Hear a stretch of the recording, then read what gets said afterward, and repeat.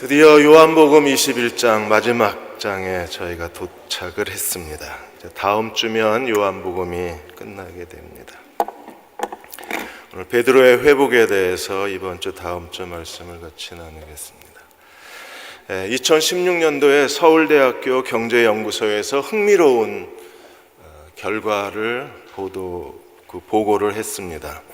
지난 20년 동안의 한국 경제 성장률이 정권이 바뀔 때마다 매 5년마다 1%씩 떨어졌어요. 그래서 지금은 2% 경제 성장률을 보이고 있는데, 만일에 이런 추세로 간다 그러면 한국 경제가 0%에 이르게 될 것으로 그렇게 보도했습니다. 이런 저성장 추세가 계속되는 가장 큰 이유 중에 하나가 이제 글로벌 경기 침체의 가장 큰 원인이 있습니다. 경제 선진국들이 지금 보험 무역 장벽을 높게 쌓고 있기 때문에 수출로 먹고 사는 한국으로서는 굉장한 부담이 되는 거예요. 또 하나가 4차 산업혁명이 어느새 코앞에 다가와 있는 겁니다. 우리는 4차 산업이라는 개념을 이해하기도 전에 벌써 문 앞에 와 있어요. 그러니까 4차 산업에 필요한 기술 혁신을 문도 열기 전에 이미 4차 혁명, 산업혁명이라는 시대에 벌써 접어든 겁니다. 이제 한국의 내부 문제가 저출산, 고령화 문제도 저희들에게 큰 부담이 되고 있고, 무엇보다 더 큰 어려움은 도전 정신과 기억과 정신이 실종됐다는 데 있습니다. 문재인 대통령도 공무원 숫자를 늘렸고, 수많은 한국의 젊은이들이 공시생으로 지금 남아 있습니다. 안정적인 삶을 살려고 그러지. 기업도 안정적인 독점 과업을 운영하려고 하고, 젊은 사람들도 안정적인 삶을 원해요. 그러니까 실패를 두려워하고 한 번 실패하면 낙오되는 게 한국 사회입니다. 그래서 한국 젊은이들은 실패를 두려워하고, 벤처를 꿈꾸는 젊은이들도 실패에 대한 두려움이 큰 거예요. 근데 하나님이 사람을 만드시는 방법은 무엇입니까? 하나님은 실패를 통해서, 실패의 오랜 축적을 통해서 하나님이 쓰실 만한 사람을 만들어내십니다. 오늘 21장의 베드로는 정말 실망스럽습니다. 예수님이 이미 2번이나 자신의 부활을 증거하셨음에도 불구하고 오늘 베드로는 예수님의 부활을 목격하고도 그는 다시 업으로 되돌아가 버립니다. 모든 걸 체념하고 모든 걸 포기하고 3년 전 처음 그 자리 업으로 되돌아가 버려요. 주님은 이러한 베드로를 책망하지 않으시고, 오히려 그 베드로의 이러한 실패와 연단과 좌절과 절망을 오히려 베드로가 하나님이 쓰실 만한 사람이 되는 데에 디딤돌을 삼으십니다. 신학자 호치킨스는 기독교 복음이란 무엇이냐? 복음이란 부활하신 예수 그리스도를 믿을 뿐 아니라 예수께서 우리에게 주신 그리스도의 지상명령, 모든 권세를 가지시고 땅끝까지 가라고 하신 지상명령에 순종하고 응답하는 것이 믿음이라 그랬습니다. 예수님의 부활을 믿는 것뿐 아니라 우리는 그리스도의 지상명령에 순종하는 사람이 되어야 합니다. 베드로가 다시 업으로 되돌아가 버리고 그가 사도로서의 모든 사명과 하나님이 주신 그에게 준 소명을 다 포기하고 다시 어부의 자리로 되돌아갔지만, 그를 회복해서 하나님이 쓰실 만한 자리로 데려가시는 게 하나님의 실패의 법칙입니다. 이걸 하나님의 실패의 축적의 하나님의 방식이라고 얘기합니다. 이러한 실패와 연단의 축적의 비밀은 하나님이 사람을 쓰실 때뿐 아니라 이게 최근에 한국 경제의 중요한 화두가 되었습니다. 서울대의 이정동 교수가 다른 26명의 교수와 함께 축적의 시간이라는 책을 쓰고 KBS에서 특집 프로를 했습니다. 이번에 이정동 교수가 축적의 길이라는 책을 쓰고 이번에 KBS에서 다시 2번째 특집을 했습니다. 축적이 뭡니까? 모을, 축, 쌓을 적입니다. 모아서 쌓는다는 거예요. 한국 경제가 이러한 글로벌 경쟁 시대에 살아남으려면 축적된 게 많아야 되는 거예요. 어떤 축적이요? 그동안의 지식과 자본과 무엇보다도 실패의 경험이 많이 축적 축적이 되어야만 글로벌 경제를 이끌어갈 수 있다는 거예요. 앨런 머스크가 전기 자동차 시대를 열었던 앨런 머스크가 2002년에 스페이스 X 우주항공 사업을 시작을 했습니다. 앨런 머스크가 꿈꾼 것은 로켓을 쌓아 올리면 1단, 2단은 추진 로켓이기 때문에 분리돼서 떨어져요. 바다에 떨어져서 없어집니다. 그런데 앨런 머스크는 1단 로켓이 다시 회수해서 재활용되는 생각을 한 거예요. 그리고 실제로 2015년 12월에 앨런 머스크가 쏘아 올린 로켓이 1단 추진 로켓이 바다에 떨어지는데 정확하게 바다 위에 자기네들이 만들어 놓은 장소에 1단 로켓이 착륙하는 데 성공합니다. 이 광경을 보고 수많은 로켓 과학자들과 로켓 엔지니어들이 이건 매직, 마술이라고 외쳤어요. 마술이 아닙니다. 지난 13년 동안에 수많은 시행착오와 실패를 겪으면서 앨런 머스크는 그 실패를 통해서 계속 새로운 모델을 개발하면서 1단 추진 로켓을 재활용하는 데 성공한 거예요. 애니메이션 월이, 여러분 애니메이션 영화를 아마 다 보셨을 겁니다. 지구 쓰레기 청소부가 월이인데 이 월이 그 애니메이션 영화를 가지고 헐리우드에서 아주 극찬을 받았었습니다.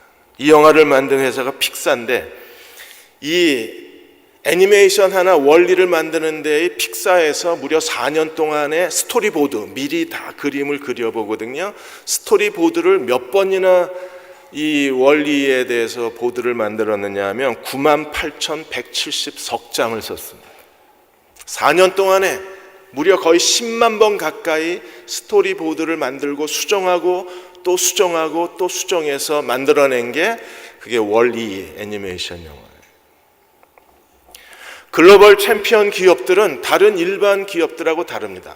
당장 다른 사람이 만든 걸 사다가 그걸 제품화해서 파는 거는 돈을 빨리 벌 수는 있지만 그러나 그 기업은 오래 버틸 수 없어요. 글로벌 챔피언 기업들은 다른 기업들하고 다른 게 무엇입니까?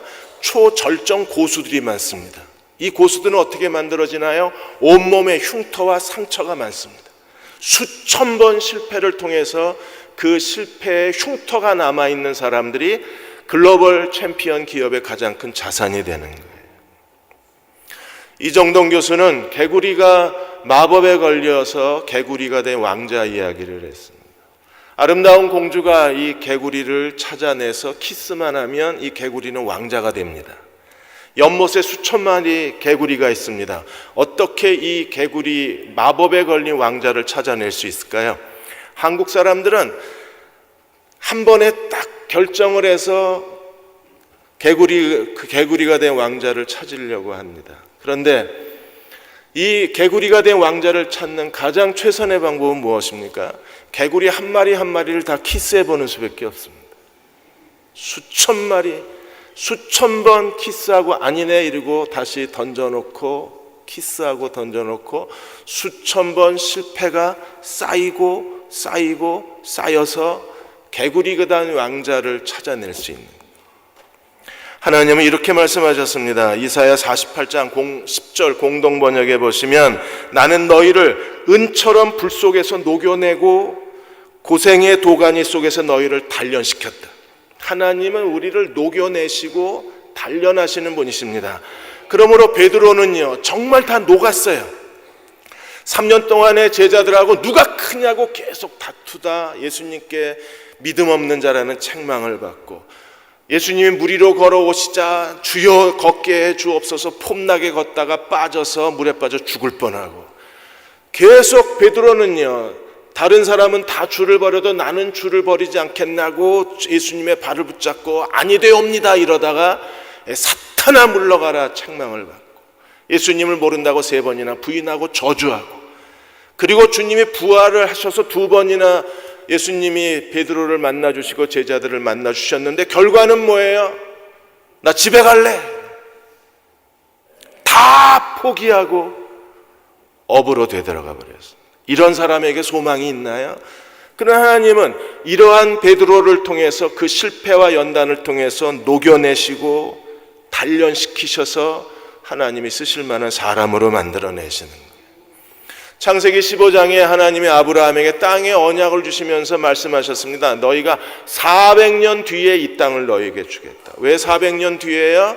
아모리 사람의 죄악이 차지 않았기 때문에 하나님이 채우고 계신 거예요. 아모리 사람의 죄를 모아서 쌓고 계신 겁니다. 축적하고 계신 거예요. 그 축적이 가득 찰 때 하나님이 아브라함의 후손들에게 그 땅을 주시겠다는 거예요. 아브라함도 모세도 마찬가지입니다. 하나님이 모세 120년의 인생을 3등분해서 하나님 무려 80년을 준비하시고 40년을 쉬었어요. 그 80년 동안에 애굽의 모든 학문에 능하고 그리고 광야의 영성을 가지고 하나님께서 모세의 그 축적된 영성을 통해서 이스라엘의 출애굽 지도자로 쓰실 수 있었어요. 내 아이 왜 이러나 소리 지르지 마십시오. 그 아이의 방황이 축적이 되고 또 우리의 삶의 신앙생활의 무기력함과 실패와 그리고 하나님께 대한 영적 침체 그리고 좌절이 쌓이고 쌓여서 하나님이 쓰실 만한 사람이 되는 거예요. 오늘 본문은 충격적입니다. 그리고 우리는 이 장면을 어디선가 본 기억이 납니다. 이 장면을 우리가 어디서 보았나요? 하나님 맨 처음 베드로를 부르셨을 때 그 장면이 그대로 재현이 됩니다. 하나님은 베드로로 하여금 다시 업으로 되돌아가 버린 베드로를 업으로부터 다시 시작하는 거예요. 맨 처음 어부에서 베드로가 시작이 됐어요. 그리고 그는 다시 업으로 되돌아가 버렸습니다. 하나님은 거기서부터 베드로를 다시 시작하는 겁니다. 누가복음 5장 5절에서 11절까지 보시면 맨 처음 하나님 베드로를 부르실 때 어떤 일이 있었습니까? 그들도 밤새 고기를 잡았는데 고기 한 마리 잡지 못했습니다. 빈털털이요 빈손이었어요. 시몬이 대답하여 이르되 선생님이여 우리가 밤이 맞도록 수고하였으되 잡은 것이 없지만 예수님이 깊은 데에 내려가 그물을 던지라 그랬습니다. 말씀에 의지하여 내가 그물을 내리리다 하고 그렇게 하니 고기 잡은 것이 심히 많아 그물이 찢어졌다 그랬습니다. 찢어질 정도로 많이 잡혔어요. 그래서 안드레 요한의 배를 불러서 2배의 고기가 가득 채워졌습니다. 그리고 2배는 거의 잠길 정도가 됐어요. 이 광경을 보고 베드로는요 8절에 보시면 예수의 무릎 아래 엎드려 이르되 주여 나를 떠나소서 나는 죄인이로소이다. 주여 나를 떠나소서. 그래서 예수님이 베드로에게 뭐라고 말씀하세요? 10절에 예수께서 시몬에게 이르시되 무서워하지 말라 이제 후로는 내가 사람 낚는 어부가 되리라. 내가 사람을 취하리라. 하나님 예수께서 베드로를 사도로 부르신 거예요. 11절에 결과가 무엇입니까? 그들이 배들을 육지에 대고 모든 걸 버려두고 예수를 따라가기 시작했어요. 그 장면이 오늘 21장 1절에서 14절까지 그대로 반복이 됩니다. 베드로는 정말 좌절감이 컸습니다. 그는 예수님을 3번씩 모른다고 부인했던 자기의 그 큰 실수와 자기의 무능력함을 견딜 수가 없었어요. 여러분 우리도 가끔 가다가 자기가 정말 절망스러울 때가 있잖아요. 아무리 머릿속에서 지우려고 해도 예수님을 3번씩 모른다고 부인했던 그날 밤이 지워지지가 않는 거예요. 그건 악몽처럼 베드로는 자다가 수없이 깨어나고 온몸에 식은땀을 흘렸을 겁니다. 어쩌다 새벽에 닭울음 소리가 들으면 그는 갑자기 벌떡 일어나서 미친 사람처럼 방 안을 서성거렸을 거예요. 그 무서운 자기 패배감, 자기 실패감 때문에 베드로는 견디지 못하고 다시 업으로 되돌아가 버립니다.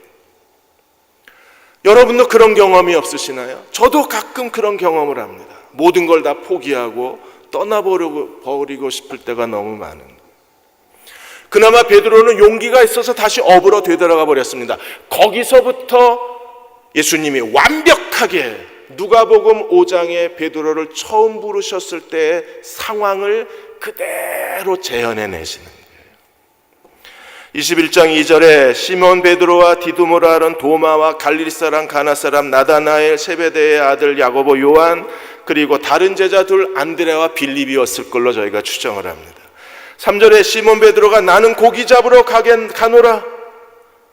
고기 잡으러 간다고? 부활하신 예수님을 두 눈으로 보고 베드로의 입에서 터져 나온 말은 정말 실망스럽습니다. 나 고기 잡으러 갈 거야. 여러분 이해할 수 있어요? 믿을 수 있습니까? 저는 이 장면을 보면서 하나님이 쓰시는 사람이 된다는 게 얼마나 힘든가. 결국엔 또 업으로 가버려요. 그걸 예수님은 또 찾아가시고. 그런데 예수님은 이러한 베드로에 대해서 아무 말씀도 하지 않으십니다. 왜 그런가요? 이런 실패와 이런 절망과 연단이 쌓이고 쌓여야만 하나님이 쓰시는 그릇이 되기 때문에. 여러분도 여러분 주변, 자기 자신에 대해서나 여러분 주변에 대해서 그렇게 서둘러 실망하실 필요 없어요.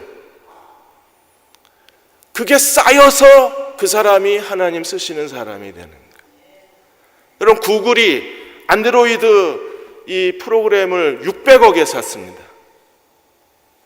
우리가 아이폰을 제외하고 모든 이 휴대폰을 안드로이드 폰이라 그럽니다. 이걸 600억 주고 샀습니다. 그런데 구글이 안드로이드 벌어들인 돈이 얼마인 줄 아십니까? 30조 원입니다. 이 안드로이드를 완전히 이 휴대폰의 OS로 개발하고 시행착오를 겪으면서 그렇게 해서 안드로이드 OS를 만들었기 때문에 가능한 일입니다. 하나님이 우리를 쓰시는 것도 똑같습니다. 하나님이 쓰실 만한 사람, 상품화할 수 있는, 그리고 어떤 상업적 결과를 만들어낼 수 있는 사람이 된다는 건 그렇게 쉬운 일이 아닙니다. 오랜 시간에 계속적인 연단과 시련과 실패의 축적이 없으면 하나님 쓰실 수가 없는 거예요. 고기 잡으러 가겠다.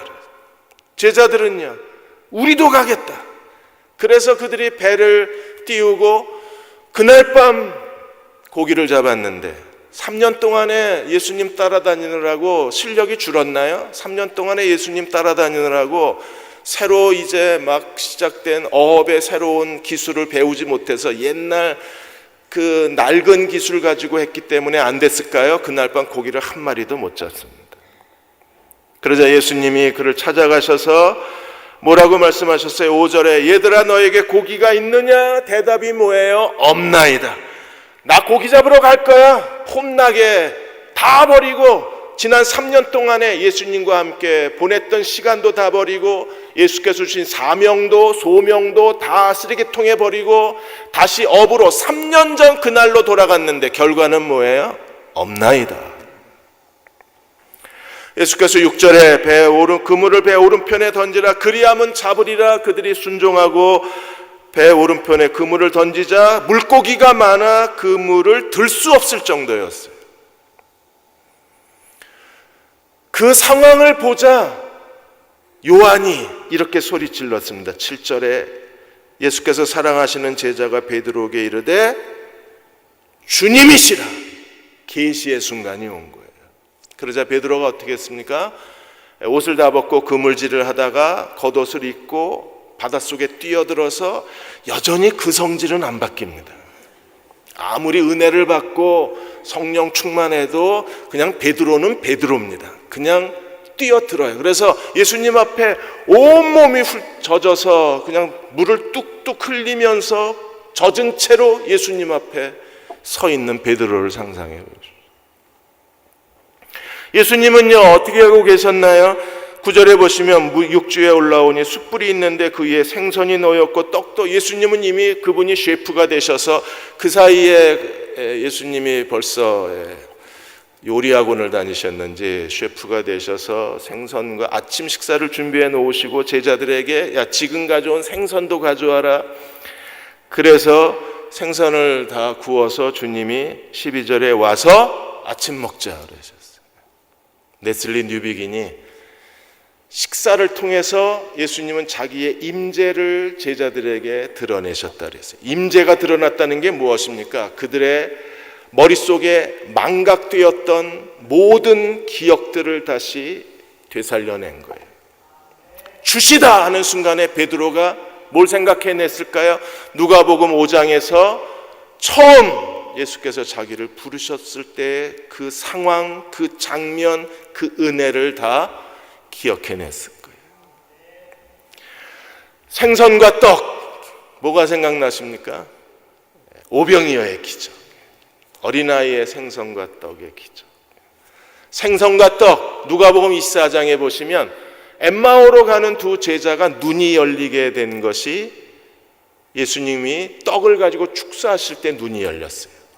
그리고 누가복음 24장에는 예수님이 부활하신 후에 제자들을 찾아가셔서 제자들에게 야, 생선 한 토막만 달라고 그러세요. 그래서 누가복음 24장에 떡과 생선이 나옵니다. 그리고 오늘 21장에도 떡과 생선이 나옵니다. 모든 게 완벽한 무대가 갖추어지고 그 자리에서 예수님은 한마디 하지 않으셨지만 다시 베드로를 소명의 자리에 세우시는 거예요.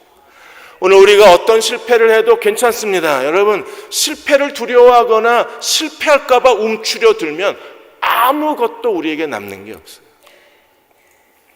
실패를 통해서 실패가 축적이 되면서 하나님이 쓰실 만한 영적인 사람이 만들어지는 거예요. 지난 2015년에 중국이 샌프란시스코 고속철 사업을 수주를 따냈을 때 전 세계가 경악을 했습니다. 왜냐하면 고속철 사업을 주도해가는 세계 최고의 기술이 프랑스, 독일, 일본에 있었기 때문입니다. 그런데 이러한 나라들을 제치고 중국이 샌프란시스코 고속철도 수주를 따냈어요. 중국은 가장 늦게 2000년대에 고속철 사업에 뛰어들었습니다.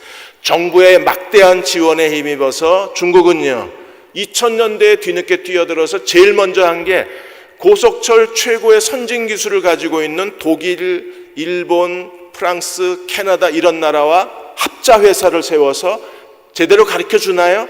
합자회사를 세워서 어떻게든지 배우려고 온 힘을 다 기울였어요. 기술 학습에 최선을 다했습니다. 그리고 중국 정부가 중국 전역에 지난 16년 동안에 19,000km 고속철을 깔았습니다. 19,000km만 까는 게 아니라 최악의 영하 50도의 지역에도 고속철도가 다니게 하고 그 다음에 해발 4,345m 높이에도 고속철도가 다니는 충분한 경험을 축적하는 데 중국 정부가 모든 지원을 다한 거예요. 그리고 역시 중국이 만든 고속철도답게 계속 고장과 사고가 끊이질 않았습니다. 우리는 고장난 중국 고속철도를 보고 다 비웃는 동안에 그 실패를 통해서 시행착오를 통해서 중국 고속철도는요 무섭게 성장을 한 거예요. 그걸 다 경험을 쌓고 실패를 쌓고 시행착오를 쌓아서 오늘날 누구도 넘볼 수 없는 중국 고속철도를 만들어낸 하나님도 그렇게 일하시는 분이십니다. 말라기 3장 2절과 3절에 보시면 그가 임하시는 날 누가 당하며 하나님의 심판의 날 누가 그 테스트를 통과할 수 있나요? 그가 나타나시는 때 누가 능히 서리요? 누가 하나님 마음에 합할 만한 사람이 될 수 있나요? 그는 금을 연단하는 불과 표백하는 자의 잿물과 같을 것이라. 하나님은 어떤 분이십니까? 금을 연단하는 그 수천도의 뜨거운 불과 그리고 모든 더러운 것을 씻어내는 잿물과 같은 분이 하나님이라고 그러셨어요. 그래서 우리가 연단을 당하고 고난을 당해야 그래야 죄가 빠지고 교만이 빠지고 우리의 그 육신적인 인간성이 없어지지 이게 빠지질 않는 거예요. 우리는 자기가 충분히 됐다고 생각하지만 그러나 아직 멀은 겁니다. 부활하신 주님을 만나고 베드로가 이제는 됐다고 생각을 했습니다. 그런데 이렇게 곤두박질 칠 거라고 누가 예상을 했어요? 그러나 베드로는 곤두박질 쳤고 그걸 통해서 하나님은 또 연단해서 불순물을 제거하고 더러운 걸 제거하시는 거예요. 3절에 그가 은을 연단하여 깨끗게 하는 자같이 앉아서 하나님은 앉아서 아예 차분하게 앉으셔서 어떻게 하십니까? 금과 은같이 그들을 연단하리니 그렇게 해서 연단받은 사람들이 어떻게 돼요? 공의로운 제물을 나 여호와께 바칠 것이라. 이렇게 넘어지고 쓰러지고 자빠지고 뒤집어 엎어진 베드로가 사도행전 2장에서 그는 비로소 공의로운 제물을 하나님께 드리는 거예요. 사랑하는 여러분, 여러분은 얼마나 쌓여져 있나요? 여러분의 축적은 얼마나 됩니까? 얼마나 실패가 쌓이고 연단이 쌓이고 하나님이 주신 시련이 쌓여 있나요? 이 시련이 쌓여져야만 우리는 비로소 하나님의 손에 붙잡힌 바 되어서 의로운 제물을 하나님께 드릴 수 있는 거예요. 오늘 베드로에게 하나님 주신 세 가지 은혜가 우리에게 있습니다. 첫째는요, 삶의 효율성입니다. 베드로는 밤새 그물을 던졌지만 아무것도 얻을 수 없습니다. 여러분, 우리 인생이 정말 수고하고 애쓰고 누구보다도 열심히 살았는데 인생이 빈손이라면 그거보다 더 절망스러운 일은 없을 거죠. 그런데 베드로는 자기의 3년 인생을 다 날려보냈어요. 나 고기 잡으러 갈래 하는 순간에 과거의 3년이 다 날아가 버린 거예요. 그리고 고기잡이 업으로 다시 돌아왔는데 그의 인생이 또 한 번 빈손이 되는 거예요. 근데 놀랍게 예수님이 오른편에 그물을 던지라는 순간에 밤새 베트남에 여행을 갔던 물고기떼가 단체 귀국을 했는지 그물이 찢어질 정도로 잡히고, 빈 그물, 가득 찬 그물. 오늘 우리가 내 진정한 삶의 효율성은 어디에 있어요? 내게 있는 게 아니라 주님께 있음을 기억해야 합니다. 요한복음 15장 5절에 나는 포도나무여 너희는 가지라. 그가 내 안에 내가 그 안에 거하면 사람이 열매를 많이 맺나니 나를 떠나서는 너희가 아무것도 할 수 없느니라. 오늘 꽃꽂이 주제가 뭐예요? 말씀으로 성령 충만해야 영혼의 풍성한 열매가 맺어지는 것. 두 번째는 선교의 효율성입니다. 고기 잡는 것은 전도요 선교입니다. 그래서 마가복음 1장 17절에도 나를 따라오너라 내가 너희를 사람 낚는 어부가 되게 하리라고 주님이 말씀을 하셨어요. 빈 그물의 선교와 가득 찬 그물의 선교, 이걸 서구교회와 제3세계로 브루스 밀르는 그의 요한복음 주석에서 비교를 했습니다. 서구교회는 정말 모든 기술과 통신의 발달과 그리고 인문, 사회, 그리고 심리학 모든 것을 그 학문을 통합해서 최고의 선교의 기술을 만들어내고 기술을 가르쳤지만 기술을 의지했던 서구교회는 열매는 빈 그물이었어요.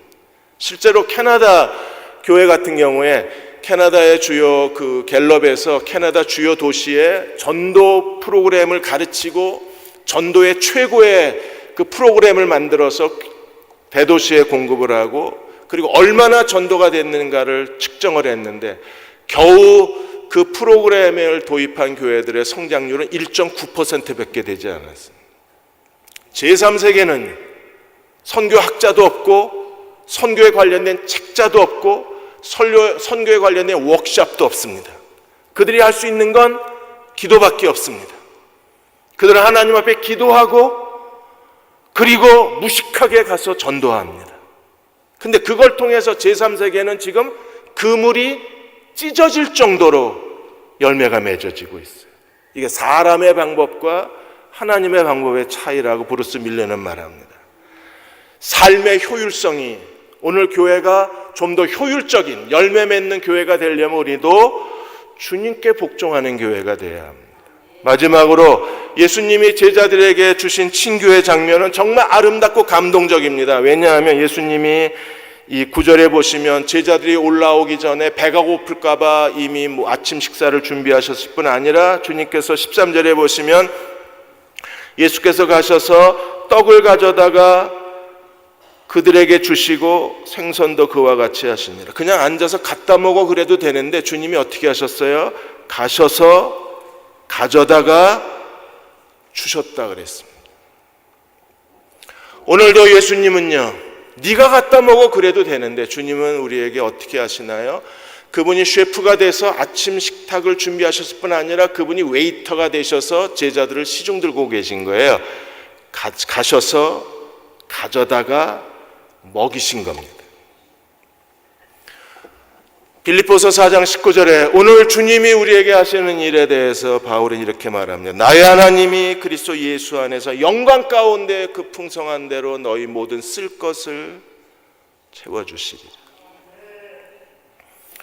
달라스에서 가장 빠르게 성장하는 교회 중에 하나를 목회하고 계신 최병락 목사님이 그의 저서에서 그 맥스 루케이도 목사님 이야기를 실었습니다. 맥스 루케이도 목사님이 그 텍사스에서 사역하고 계신데 텍사스의 한 교회에서 설교하는 걸 이제 최병락 목사가 들은 거예요. 텍사스 출신들은 어렸을 때 바다를 잘 보지 못합니다. 텍사스는 미국의 한 중앙에 있습니다. 그러니까 바다를 못 봐요. 그러니까 맥스 루케이도 목사님도 10살 때까지 바다를 못 보고 자란 거예요. 그러다가 이제 캘리포니아에 사는 삼촌이 맥스 루케이도를 캘리포니아에 불러다가 그 산타모니카의 일본 하이웨이의 산타모니카의 그 태평양을 보여준 거야. 맥스 루케이도가 거기서 감동을 했습니다. 그 큰 바다를 처음 본 겁니다. 바다가 계속 파도가 치는 걸 보고 삼촌에게 묻습니다. 이 많은 물이 어디서 나오느냐. 파도가 끊임없이 오는 걸 신기하게 바라보니까 삼촌이 맥스 루케이도 목사에게 말합니다. 1000년 전에도 이 바다는 계속 파도가 왔다가 가고 또 왔었다고 얘기를 해요. 믿지 못하는 맥스에게 삼촌은 또 말합니다. 우리가 죽고 난 뒤에 1000년 뒤에도 여전히 파도는 오고 또 오고 계속해서 올 거라는 얘기를 합니다.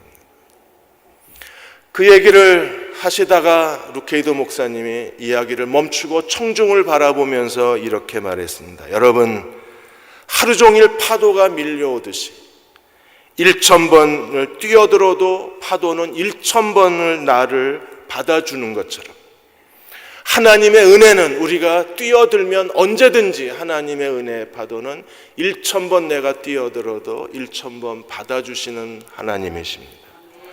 지난주에 내가 하나님은 죄를 지었는데요 라고 말이 끝나기도 무섭게 파도가 와서 나를 받아줘. 맥스 루케이도 목사님은 그 파도를 보고 삼촌한테 나 들어가 봐도 돼요? 그럼 들어가 봐도 되죠. 들어가면 파도는 언제나 맥스 루케이도 목사님을 받아주고 온몸에 모래칠을 하고 파도에 뛰어들어가면 파도는 다 씻어주고 서 있어도 파도는 찾아오고 앉아 있어도 파도는 찾아오고 모래에 누워 있어도 파도는 밀려온 거예요. 그런 것처럼 우리가 실패해도 하나님의 은혜의 파도는 우리를 씻어주고 하나님의 용서의 파도는 우리를 정결케 해주고 하나님의 은혜의 파도는 우리의 좌절감과 절망을 씻어주는 거예요. 지난주에 나는 정말 무능했습니다 하는 순간에 은혜의 파도가 나를 덮치고 우리의 무능을 씻어주는 것이 하나님의 사랑입니다. 사랑하는 여러분, 수천 번 실패해도 괜찮습니다. 실패가 모아지고 축적이 되어야 하나님 쓰실 만한 사람이 되는 거예요. 우리가 베드로처럼 모든 걸 다 포기했을지라도 찾아오셔서 다시 회복하시는 주님께 우리 자신을 의탁한다면 우리가 실망할 사람은 아무도 없습니다. 누구도 실망해서는 안 됩니다. 내가 나를 실망해서도 안 됩니다.